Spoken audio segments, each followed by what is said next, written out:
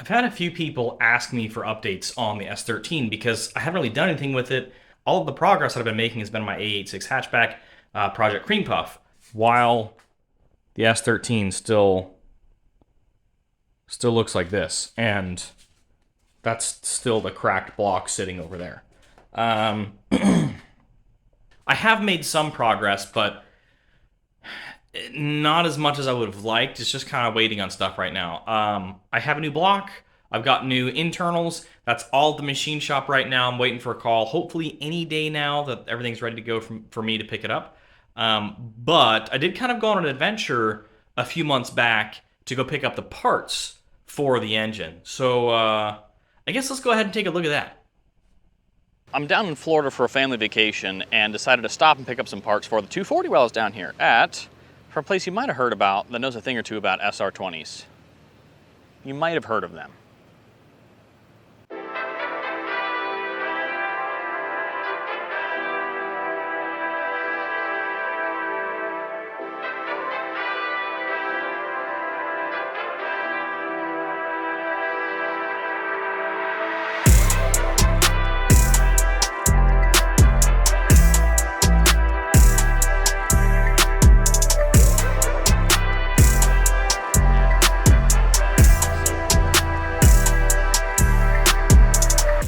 Here we are walking around the shop, checking out a few things to work on. This is actually my crankshaft sitting right here.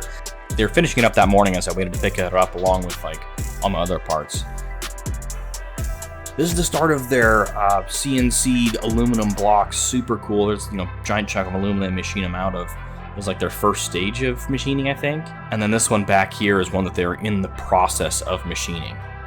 They have a bunch of great engine package deals, and this is one of them. I don't know if this was being shipped out to a customer, but it's all packaged up, pretty much ready to go. Just awesome, assembled, beautiful, fantastic engines. Back here is I think this is their engine assembly room. They keep all the blocks bagged up. They're actually doing some SR20 VVL stuff back here. I don't know much about these, so as he was assembling it was really cool because I could ask questions like, hey, how do you actually make these rear-wheel drive? Because the VVL head, I think, is just front-wheel drive. All those purple round plugs you see, those are their specific thread-in freeze plugs that they make. So they machine the block and then thread those in. Back to the VVL rear-wheel drive conversion, I was actually surprised. It's very similar to a 20-valve 4AGE rear-wheel drive conversion. Really was pretty straightforward. They just have to block off some stuff on the back, reroute it to the front, add a crank sensor, I think, stuff like that. So that was really neat. Pretty much what you do with a really nicely set up 4AG 20-valve in an 8.6. All right, let's go take a look at some of the cars now. This is so cool. I didn't even think, I forgot that was here.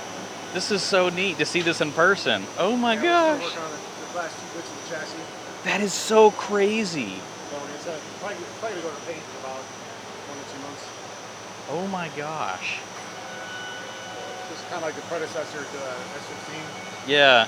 We built the S15 to go 750s and it ended up going to Trinidad. So it stayed here and we ended up going faster and faster. Jeez. See how much capability there now. So this is like a car we need. Man. Dude. JDM GT86.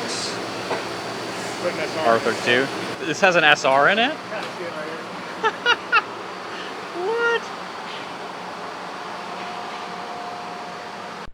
That was super awesome. Shout out to MassWorks. Thank you guys for giving me the nickel tour of the shop. That was so cool. Super cool for me because MassWorks I've always seen on the internet. That's it. Oh my gosh, check out this super cool SR20 machine shop, whatever, building super awesome SR20s and other engines. I was really surprised. I thought their shop would have been bigger, but there is more space, I think. They just kind of walked me around what was up front and easily accessible, and that was super cool. I picked up a crankshaft from them. They just turned it, and then I picked up forged pistons and rods. They have a package for SR20 bottom end stuff. Super affordable, really great pricing. So that's what I picked up from them and dropped off at the machine shop. So the SR20, what I've got to do when I pick it up from the machine shop is I'm going to have to assemble the bottom end and then swap everything from this over to the new SR20. And hopefully get that thing assembled pretty quickly. I really, really would like to have this car running soon, like get everything back, get it together, get the car started running. But the problem that I have to sort out still is the ECU that's sitting over there.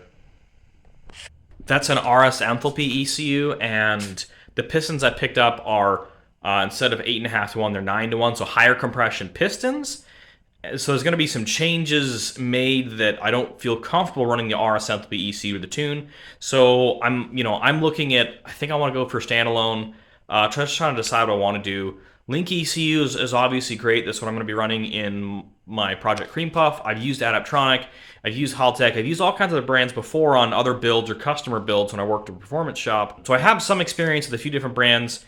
But the one that I've heard a lot about that I haven't had an experience with is ECU Master.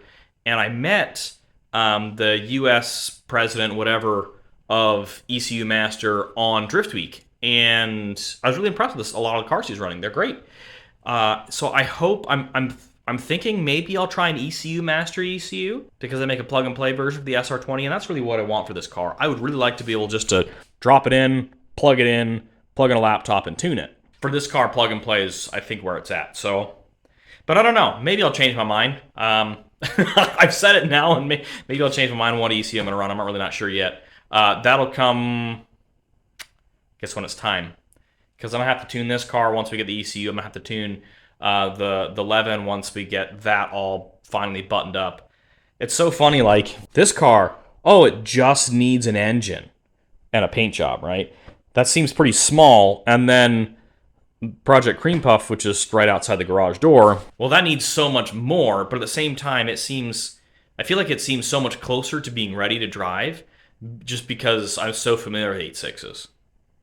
And I know what it needs, whereas this is like, I put an engine together and like fingers crossed that it's good to go, but we'll see. I'm just really excited to have like a MassWorks bottom end, right? I know it's nothing specific to MassWorks, but I'm going to have a MassWorks bottom end that's put in this car, and the machine shop that I'm working with is doing a really great job. Fingers crossed, I hear back in the next week or two that all my parts are ready to pick up so I can assemble the engine.